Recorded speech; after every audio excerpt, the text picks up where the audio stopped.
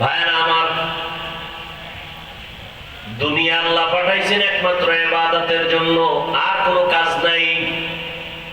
এজন্য তুমি ইবাদত করো আর প্রস্তুত থাকো, ডাক আসলে চলে যাবো। قال رسول الله صلى الله عليه وآله وسلم من أحب دنياه أضر بآخرته ومن أحب آخرته أضر بدنيا فآثروا ما يبقى على ما يفنى। রহমতের নবী বলেন, হে উম্মত, দুনিয়ার মহব্বত অন্তর থেকে দূর করো।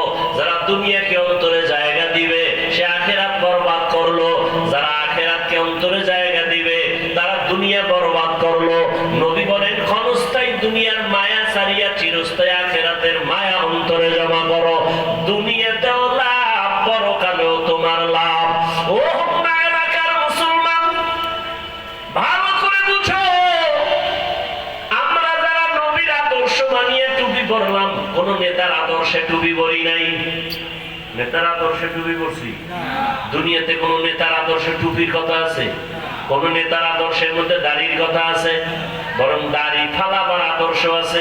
দাড়ি ফালাও। কয়েকদিন আগে বয়ান করে স্টেজ থেকে নামতেছি, এক যুবক হাত বাড়ায় দোয়া চায়, হুজুর দোয়া করবেন। আমি আর্মির চাকরি করতাম, কয়েকদিন আগে আর্মির চাকরি ছেড়ে দিয়েছি। কেন? বলে আমাকে বারবার বলা হয় দাড়ি কেটে ফেলো। আমি বললাম চাকরি ছাড়বো, দাড়ি ছাড়বো না। সেও মুমিন, আপনিও।